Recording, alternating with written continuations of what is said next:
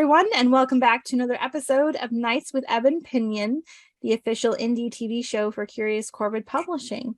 And today we have a very special guest. We are joined by indie poet and author Stephanie Parent, and she wrote this incredible book. You have to go out and get it right away. It's titled Every Poem a Potion, Every Song a Spell. And we're here with her today to talk about her journey as an author and her amazing book. So hi, Stephanie. It's so good to have you here. Thank you so much for having me. I was recommended your book by a friend of mine named Grace Reynolds, and she sent me the cover art for it first. And when I saw it, I was just like, oh my gosh, I love.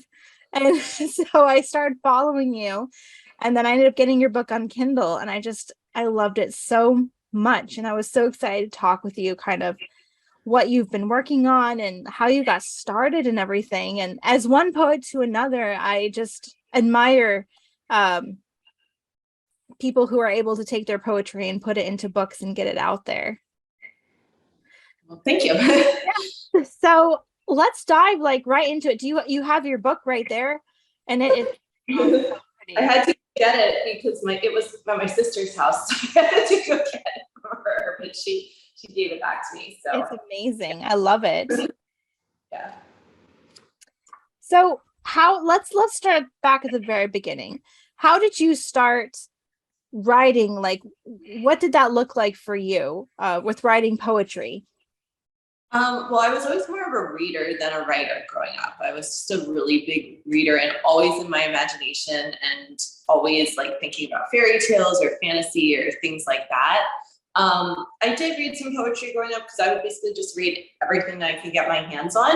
But I think I first got to poetry through novels in verse or like very poetic novels. I don't know if you've heard of the novelist Francesca Lia Block. She writes a lot of YA novels, and all of her novels are very poetic anyway, but then she has some that are almost like free verse, like they're written in lines rather than sentences.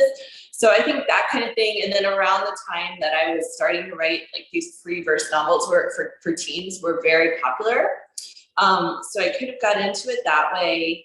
And I think at first I would really only write poems if it was an assignment for school, because it would be occasionally, right? And if I took a creative writing class like I took in high school and college, it would always be an assignment. I didn't really start writing poetry to think about publishing it until I was in grad school. And then I had a professor who was a great poet. Her name was Amy Gersler, and she was just such a great teacher that I just wanted, we could take the same class multiple times. So I just kept taking her class over and over. It was the best one, and it was poetry writing class. So I ended up writing a lot of poems for that. And like the first poem that I ever published came out of that. So I guess that's how I got into poetry. Yeah, just through good teachers and just good writing. And I think maybe through the poetic side of prose also, because, I read a lot of novels and a lot of stories and wrote too, but I was always drawn to imagery and metaphor and that type of thing, maybe over like plot. So that leads naturally to poetry, I would say. I agree. Yeah. I love stories like that because it's just a beautiful reminder, like how much of a difference a good teacher can make and helping you find your way and your passion and really sparking that creativity. So that's beautiful. Poetry is just, in my opinion, it just has this special way of capturing beauty and emotions that just does it differently. And you can get that in prose for sure, 100%.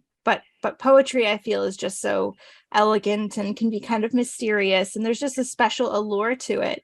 So what prompted you to start your journey towards publishing? So you started writing all this poetry. What prompted you to take it to the next step? Well, I sort of had two versions of this, because when I was in grad school, I did publish a little bit longer time ago. I published a couple short stories and a couple poems. And then I ended up getting a literary agent for YA novels, but nothing really worked out. And I got really just frustrated and tired and kind of took a long break from writing and didn't know if I was ever going to try to publish again. And then I after a long while later, like an idea for a novel just kind of came to me, and I was in a difficult time in my life. So I would kind of escape into the idea of this novel. I didn't really have very much time to actually work on writing it, but I would always just kind of get lost in the plot in my head, and it got me through some difficult times. And then I was starting to think about like looking for an agent. I was actually starting to think about working on different projects that I thought might be easier, because this was also like a crazy complicated, like epic novel with 2 time periods. It was just crazy for somebody who'd never published a book before to think that she was going to be able to do this. But so I was trying to think of other projects and like pitching projects. So I was starting to look for an agent and all that. And then that was when COVID happened and everything changed. Yeah. And I did end up getting an agent for a nonfiction project, and we pitched it, and nothing ever came of it. But I think because I was working on that, and because COVID was happening and everybody was online, everybody was on Twitter, couldn't be around people in real life. So that really pushed me to want to write and publish more. So a lot of the like kind of raw emotions that I was having that didn't necessarily fit into what I was trying to appeal to a bigger publisher or work with an agent for, like the raw, just the real me stuff, that was what started coming out in the poems. So basically, yeah, it was just basically started out for me, but then because of COVID, and this did start a little bit before COVID too, I will say, because I got more active on Twitter as I was starting to think about publishing, but really amped up once COVID happened. You know, I was just on Twitter for hours a day. There was just no other outlet. And I was reading other people's poems that they were publishing, and I was seeing all the cool little literary magazines that I'd never heard of before and all this stuff. So I just started sending poems out, just, you know, really just as an outlet for something to do. And then some of them started getting accepted and people were reading them, and it was rewarding. So I kept doing it. And I kept writing them, and I realized I was going to have enough for a book. And, you know, I even flirted with the idea of like maybe publishing it under a pen name, because I was still trying to do like some of these other projects, and I didn't know if everything was going to go together. But then by the time I finished it, I was like, no, I put so much myself into this. I don't want to do it under a pen name. Like, I'm going to do it. I want to do it under my real name. And I also am not the kind of person who can have like, you know, 3 different identities online. Like, it's hard enough to have one. Like, so I just published it, and I do have other stuff coming out now. Like, I have a novel coming out next year, but poetry happened to be the first to come out, and I didn't expect that it was going to be that way, but that was the way it turned out. So, and I'm happy. Sometimes the best things come like when you're not expecting it, or when it's not even on your radar. You know, and it just pops up and you're like, oh, okay. And I think that speaks to you a lot, as your adaptability as a writer, to be able to just kind of go with it and, you know, take your chances and take the opportunities that came to you, and having that drive and passion that you just want to get your work out there. And I think that's very admirable. I was listening to your interview a little bit yesterday, and how you talked about like authenticity and the power of authenticity. And I think because I was writing these for myself, and I wasn't thinking about what does a publisher want? What is the trend? What is this or that?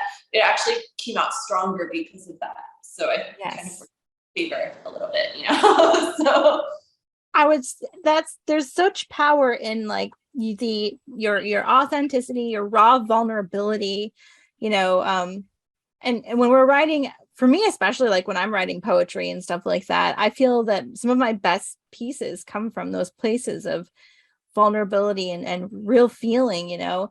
And I think that I think that things like that transcend time, and they transcend trends, and you find special readers that maybe you wouldn't have had before, because you are bringing that humanness into the situation and giving them something that they can relate to. And I think that's really just so important. And you have a lot of vulnerability, I feel, in this collection. I identified with like all of your poetry. The first one that really struck me though was Into the Woods, which is like one of the first pieces you come to. But when I was a young girl, I lived on this old like farmstead kind of a place, and there was woods that surrounded the house. And whenever I was like distraught or like emotionally like I couldn't take it anymore, that's where I would go. And I had like my own special place in the woods. And when I was in the woods, I could be whatever I wanted to be. And my imagination would just kind of take me away from the situation that I was in. And so when I read that in your book, I was just like, it gave me all the feels because it made me remember that, that young girl who did the exact same thing. Yeah. Yeah. And you have too, and almost like a little tiny woods in our backyard, but then we had like bigger, kind of pretty close by. Or I mean, I guess you wouldn't call it a woods, but to a little kid, it seemed like a woods. And I appreciated like your focus on, you have like fairy tales and things like that in your book. And I just love that because I had a collection of fairy tales, and then I was a big Disney girl. I was obsessed with Belle and Ariel specifically. And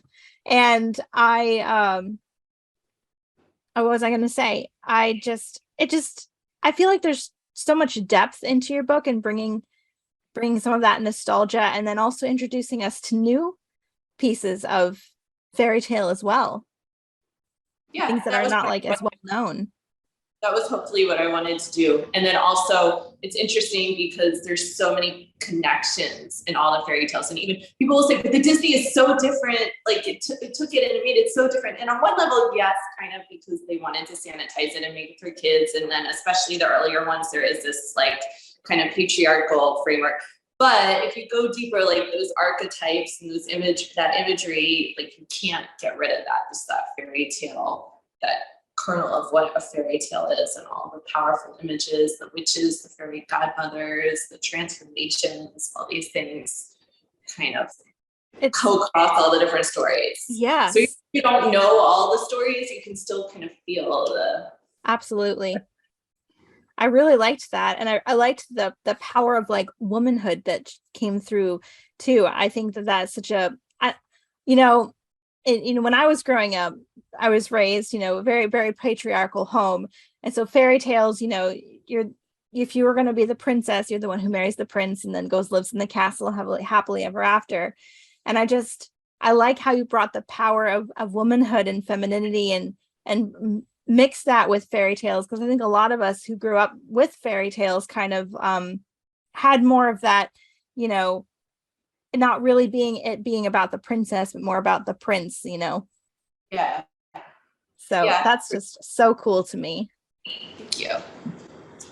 Well, while you were writing this, and creating this beautiful book, how did you feel about sharing these pieces of yourself, and exposing that into the world, this vulnerability, and sharing it with everyone? Was it like a scary, or were you excited, or kind of a little bit of both? A little bit of both. I mean, it was funny because I wrote this over such a long period, not because I wanted to. I'm actually the type of person who, if I have a project, like once I have it in my head, I really just want to get it out of my head and on the paper. But just the way it worked out, it didn't work out that way, because I was working like on a nonfiction project and a novel and these things that I thought would be easier to publish, and ironically they weren't. They were harder. But so the poetry was kind of like in between there, and there were times when I couldn't work on it for a while, so it ended up taking like 2 years. So I had like a lot of time to think about it, and here and there I would just publish little pieces from it in journals, so I had like reactions. And like, I don't know if I should admit this, but I always kind of had in my head that like I was not a good poet or like a real poet. But I was like, that's okay. I mean, I am what I am. But like, so I was kind of surprised when I started like tweeting links to my poems. Some of the people who said that they liked them or like shared them were like people I thought of as real poets. And I was like, oh, they're reading them. They like them. Wow. And I mean, I still don't think that my poetry is always on the level of some of these other people, but I'm like, hey, maybe there's something there. So that like boosted my confidence a little more to try to put it together as a collection. And I also think that it's stronger as a collection because I kind of conceived it that way in my head. Like I thought about like different elements of the fairy tales going into the different sections. Like, there's the woods, and then there's like gardens, like the witch's garden, there's the enchanted garden, there's castles, like the different sections that I haven't. So I think it works to go through the book and go through the journey. So then by the time I did have it as a book, I was really excited to get it out there, which is not to say that I don't still feel like sometimes I'm just like, what am I doing? Why did I put this out in the world? You know, and there's this whole, like, cause I did go to graduate school for writing, and there's this whole there's this literary like mindset that's like, you need to edit something for 5 years before you put it out. And you better only put out the things that you polished so much. And even if you're only publishing one piece a year, and like, I respect that, but that's also not me. Like, I feel like I need to release something into the world in order to move on. And like, I'm really proud of this book, but if I continue to write poetry, I hope that each book is going to get better and better, and that the people who enjoyed this one can just see a step up with each book. So, so I try to think of it that way, but I still, if I feel that, if I hear that a certain person is reading it, I'm still going to get really nervous. That's true. And I also know that it's not going to be to everybody's taste, because everybody's different, you know? Yeah. So, and poetry is very subjective. Yes, it's so funny, like, because the first time that when I was in graduate school and like published a couple things in magazines, like Twitter was much smaller, and there wasn't as much like feedback from people you didn't know in real life. So it's so odd, like, getting this feedback from people you don't know, because it makes you realize how little you know your own writing. Because some of the pieces that are like my favorite, that I'm like, oh yes, these emotions, this is so good, and then I'll publish it and like nobody says anything, nobody seems to like it. And another one, it will be like, this is not my best work, this is just okay, and everybody's like loving it, and I'm like, what? I don't know. Clearly I don't know, you know. I think we're always the best exactly judges the same way. Yeah, that's always like, I have like my special favorite ones, and then like, you know, you put it out there and you're like, hey, wait for people to notice it, and then people will have like completely different ones that are their favorites, and I'm like, I'm sorry. Everybody's coming from their own experience, and like you said, that you empathize with the experience of being in the woods. Somebody else might have a totally different, you know, background that they. So I think that's just what makes this art form so special, is because it can appeal to anyone, it can apply to anyone, and everybody can take away whatever they need from it in the moment, which is just really beautiful in my opinion. It's just a amazing human experience. Yes. So you talked a bit about Twitter, and you have like a pretty large presence on there, and you're also on Instagram. And how would you say the writing community at large has helped you on your journey, or how has that influenced you? You getting to know other people and having, you know, that community. Yeah, it's definitely been a huge influence. I mean, I don't think I would be writing poetry and trying to publish poetry books if it wasn't for that community. And I will say that COVID probably had an influence on that too, because, you know, we couldn't do things in person.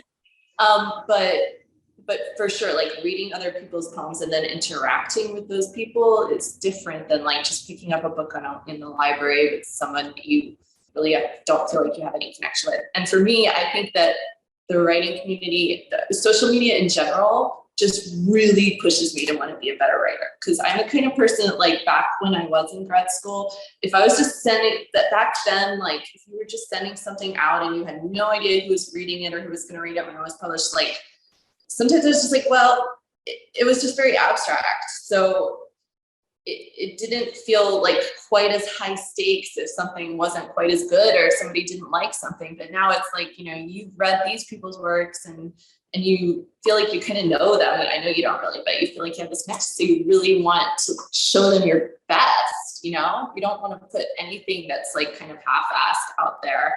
Exactly. So it really pushes me to be a better writer, I think. So it's a good thing. I think that community is really important. I think it helps you see what's out there, and it helps you express yourself, and also learn how to be sensitive to other experiences as well, you know, and be like more aware of what we're bringing into the world and how we phrase things and stuff like that. So it just helps us make the world a better place. Yes, for sure. I'm so happy that we got to talk about your book and your writing experience and everything. And you say you have you have a novel coming up. Do you want to talk about that a little bit, or is it a secret? Yeah. It's not a secret. It's on, it's very different. So I'm like, sometimes when I drop this, it's going to be like a bombshell. It's not that different. I mean, it's very poetic in style. And I think you'll be able to tell it's written by the same person, but just the subject matter is a little different. And I do have the announcement. I made the announcement on Twitter and Instagram, but I don't like have it as my pinned tweet or anything yet. I think once this has been out for a couple months, so once we get cover art for the novel, I'll probably like switch it over. But it's called The Briars, and it's a gothic horror novel and a ghost story. And it's set, yeah. So it's set actually in a commercial dungeon, like a place where BDSM is done. And I worked in a dungeon like that. So it's based on my own experience. That's so cool. Yeah, but it's not erotica though. So that's why I do get like a little worried that people are going to think it's erotica just because there's all the expectations that come from that.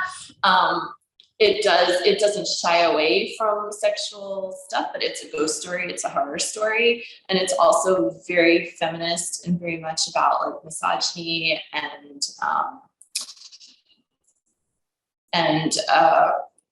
discrimination or violence against sex workers and things of that nature.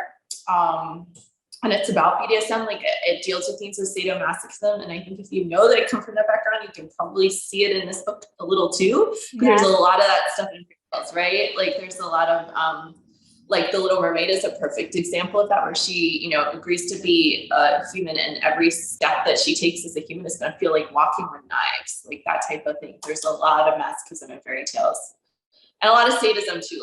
Like all the villains meet horrible, horrible fates. So just that kind of undercurrent of violence, having to do with the human psyche. But yeah, so it's a gothic horror novel. It's a full-length novel. It's pretty long. It has, I should say, I haven't edited yet with the publisher, so I don't think it's going to change too much, but it could change a little bit. But it's coming out with Cemetery Gates Media next May 2023. It's a love story, 2 main characters, sapphic love story, both female, both work at the dungeon, and then there's some ghosts wreaking havoc at the dungeon.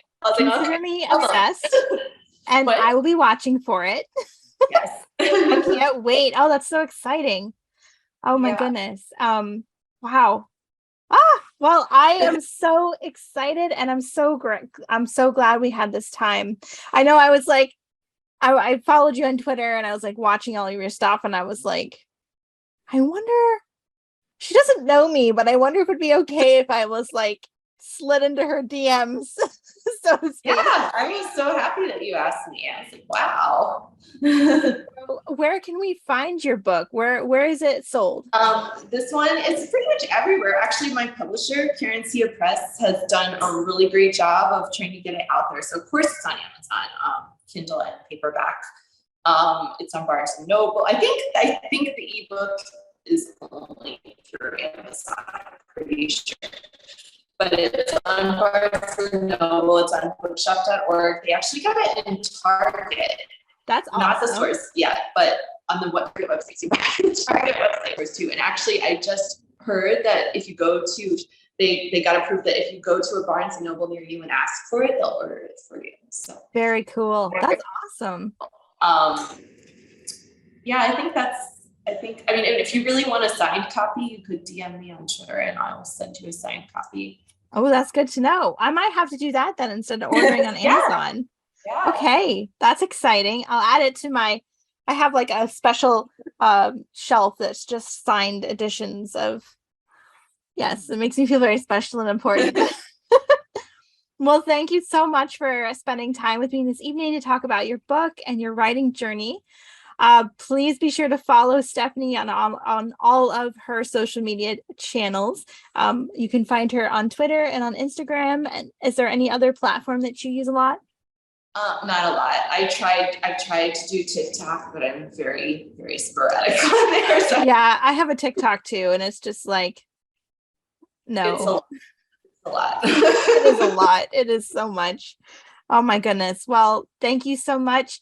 And I'll be sharing links to your books in the description below. So if you are interested, please go check Stephanie's book out. It's amazing, it's wonderful, and it's absolutely a must read. And be sure to follow her and watch for her upcoming novel because that sounds delicious. And thank you so much, Stephanie. Thank you. Have a great night.